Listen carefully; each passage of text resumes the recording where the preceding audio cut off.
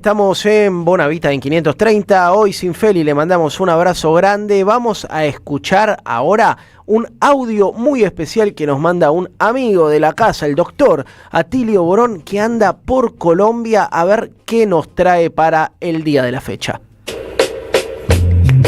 Hola, buen mediodía para todos y para todos. Ahí felicitas si estás por ahí, a toda la oyentada de Bonavita en 530. Les habla Atilio Borón desde Colombia. Ustedes saben, estoy en Bogotá participando en la conferencia de Ciencias Sociales para América Latina y el Caribe que organiza Claxo. Estuve también en la asamblea de Claxo, donde eligieron nuevas autoridades. Fue electo ahí Pablo Bomaro como nuevo director ejecutivo de la institución, una asamblea muy importante, más de 350 centros de América Latina y el Caribe, y a partir de ahí pude conversar con mucha gente de Colombia para tener una idea de lo que está pasando en el país. Y lo que está pasando realmente es muy, muy peligroso. Digamos que hay una operación de lawfare puesta en marcha fuertemente contra el gobierno de Petro. No se trata ahora de acusarlo y ponerlo preso. Él ya estuvo acusado y preso injustamente hace unos cuantos años, pero sí de paralizar su labor de gobierno. Es decir, impedirle que convoque a un referéndum que él quiere convocar para que se aprueben algunas reformas, por ejemplo, una reforma del régimen laboral, que es un régimen decimonónico, ¿verdad?, en este país, en donde se considera la jornada laboral de 6 de la mañana a las 9 de la noche como jornada diurna, siendo que después de las 6 de la tarde, por la ubicación geográfica de Colombia, 7 a más tardar ya es de noche. Pero bueno, los empresarios no quieren saber nada con que la jornada nocturna empiece a las 6 a las 7 de la tarde, quieren que empiece a las 10 de la noche, como era, digamos, históricamente, y por supuesto no pagar una jornada doble, sino simplemente el 50% del salario normal, un plus, ¿no?, de 50% por encima de la hora normal. Hicieron toda una serie de maniobras para evitar que el Senado aprobara eso, y finalmente, al estilo de lo que hace Martín Menem en la Cámara de Diputados, también se hizo una trampa, etcétera, y por un voto se frustró esa posibilidad. Entonces, Petro está así acorralado. Para colmo, hubo un atentado político hace 2 días a la noche, típico atentado de la época de oro del uribismo, con sicarios, ¿verdad? En este caso, aparentemente es un adolescente, otros dicen que fueron 2, hay algunas 2 mujeres aparentemente, vuelvo a subrayar esto, involucradas, que hablaron con esos muchachos, pero le dispararon entre 6 y 9 tiros a este candidato, que era un candidato a la derecha, se llamaba nada menos que Uribe Turbay, ¿no es cierto? Uribe es una especie de sobrino nieto de Álvaro Uribe, y Turbay es nieto, por ese lado de Turbay, nieto de Turbay Ayala, que fue presidente conservador de Colombia hace como 30 años, o sea, hacen un atentado contra un miembro de la familia Patricia de Colombia y de la derecha colombiana. El hombre se debate actualmente entre la vida y la muerte. Han dado algunos partes relativamente tranquilizadores, pero yo pude hablar con algunos médicos amigos que tengo acá en Bogotá y me dijeron que ellos ven que va a ser muy difícil que ese hombre sobrevive, y si sobrevive, que pueda conservar sus facultades mentales, porque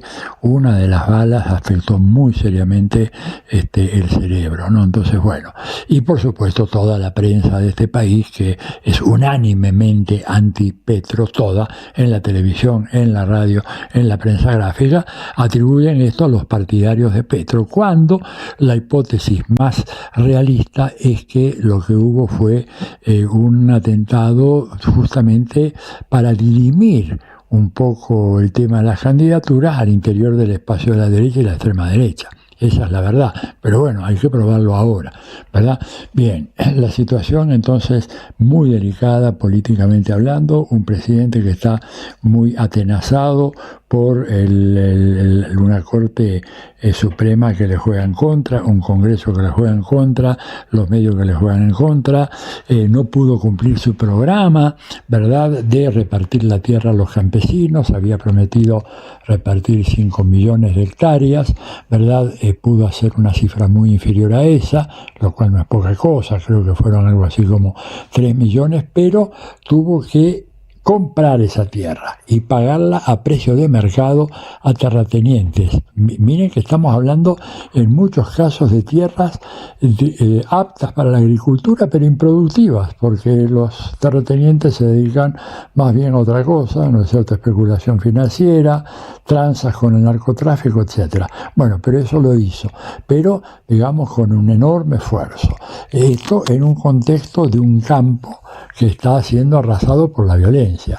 Un dato muy significativo, ustedes recordarán que las FARC firmaron un acuerdo de paz con el gobierno de Colombia, un acuerdo que fue en buena medida promovido por la senadora Piedad Córdoba, que falleció hace poco más de un año, un personaje extraordinario de la política latinoamericana. Un día teníamos que dedicarle una parte del programa a hablar de Piedad.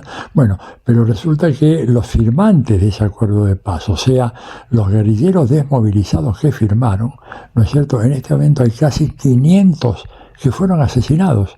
O sea, firmaron el acuerdo de paz para vivir pacíficamente, les dieron un pequeño pedacito de tierra para que la cultiven y la trabajen, y bueno, los paramilitares vinculados a esta oligarquía terrateniente, que es de una ferocidad increíble, incluso para los estándares latinoamericanos, fueron asesinados, ¿no es cierto? Piensen ustedes, casi 500, 480 y pico, digamos, pero asesinan uno por semana, cada 2 semanas, es una cosa de loco. Entonces, muchos problemas por ese lado, mucho problema en la relación con Estados Unidos, por supuesto, muy difícil. Lo cierto, pero es que en una época se habló mucho de bases norteamericanas en Colombia. Bueno, eso se fue cambiando un poco. De hecho, lo que hay es personal militar, eso sí, en muchas bases militares de las Fuerzas Armadas de Colombia, sean las fuerzas de aire, mar o tierra. O sea, no es que instalaron una base como, por ejemplo, la que hay en Palmerolas, ahí en Honduras, o una base como la que había en Ecuador, que Correa terminó por echar, que es la base de Manta, o la base de Guantánamo en Cuba, sino que son dispositivos militares norteamericanos que se instalan en bases, ¿verdad?, con el objetivo latente de decir, bueno, enseñarles nuevo equipamiento a las Fuerzas Armadas de Colombia, darles cursos sobre cuestiones de estrategia, táctica, problemática geopolítica, combate al terrorismo, combate al narcotráfico, etcétera. Pero lo cierto es que hay una presencia militar muy, muy fuerte, aunque camuflada. Entonces, situación muy compleja por ese lado, una ofensiva muy fuerte para impedir la reforma laboral a la cual me refería anteriormente, impedir, digamos, que haya un pago doble para el trabajo nocturno, que empezaría ya a las 10 de la noche, como era usual a finales del siglo XIX, principios del XX, una situación de marginalidad muy grande. Colombia ostenta un récord, no es el principal del mundo, en realidad es a nivel de los países latinoamericanos, es el país que tiene mayor cantidad de desplazados internos. Se calcula, hay un cálculo oficial de las Naciones Unidas, de la Agencia de las Naciones Unidas para los Refugiados, ¿verdad?, que habla de que después de Sudán y de Siria, Colombia es el país que tiene un mayor número de desplazados internos. El cálculo oficial es de unos 7.500.000 desplazados internos. ¿Dónde está esa gente?, preguntarán los oyentes y las oyentes. Bueno, están en los suburbios más alejados de las grandes ciudades. Cuando hablo de grandes ciudades, digo fundamentalmente Bogotá, Medellín, Barranquilla, Cali, ¿verdad? Por ejemplo, acá cerca de Bogotá, saliendo a menos de una hora, hay una especie de gigantesca villa de emergencia, un poco al estilo de lo que hay en Argentina, en donde se calcula que hay por lo menos en ese sector unos 800.000 desplazados. ¿Desplazados de qué?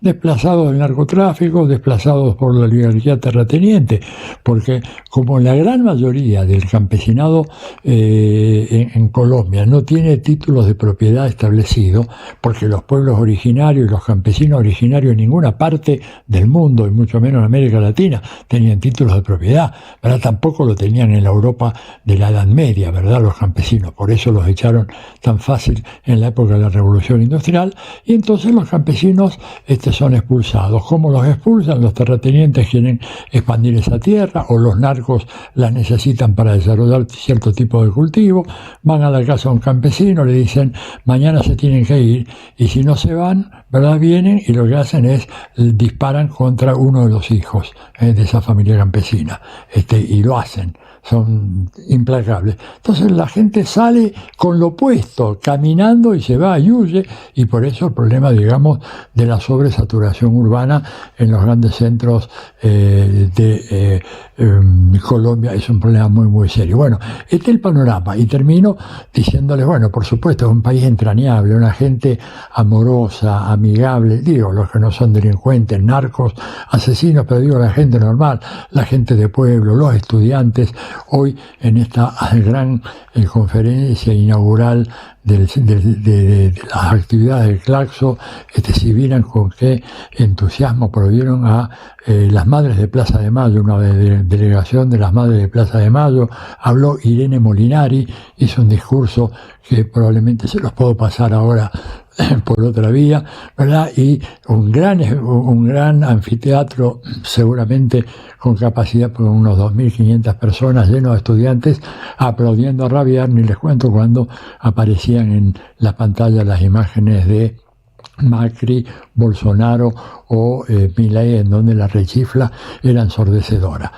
Digo, esto me parece un dato importante también de tener en cuenta. Hay un clima social muy interesante, pero con un problema gravísimo que en cierta forma tiene algo que ver con lo que nos pasa a nosotros en la Argentina, y es que no hay sucesión en este momento para el gobierno de Gustavo Petro. Él no se puede reelegir, cosa que antes sí. Uribe se religió, Santos se religió, Iván Duque ya no pudo porque había cambiado la Constitución, y no hay candidatos buenos que puedan tomar la antorcha, levantar la antorcha de Petro. Así que ese es un poco el gran dilema. El año que viene hay elecciones. No se sabe qué es lo que va a pasar, pero bueno, se confía en que se pueda organizar una nueva coalición muy fuerte entre el Pacto Histórico, Colombia Humana, una serie de partidos políticos menores, y poder resistir al embate de una derecha que viene, digamos, con los ojos inyectados en sangre, con ganas de dar marcha atrás a las pocas cosas que son importantes que pudo hacer Gustavo Petro, una de las cuales, digamos, en el terreno internacional es digna de todo elogio, que fue romper las relaciones diplomáticas con Israel, ¿no es cierto?, que estaban establecidas a nivel de embajador, debido a el genocidio que el régimen de Netanyahu está produciendo en Gaza. Esto me parece que es un dato muy significativo. Habla de la valentía de Petro de ponerse en contra de los grandes poderes establecidos, lo cual le ha valido, por supuesto, la crítica de toda la derecha dentro y fuera de Colombia. Bueno, este es el breve informe sobre la situación colombiana. Ya el martes que viene estaré seguramente con ustedes nuevamente. Les mando un gran abrazo a todos y será hasta la próxima.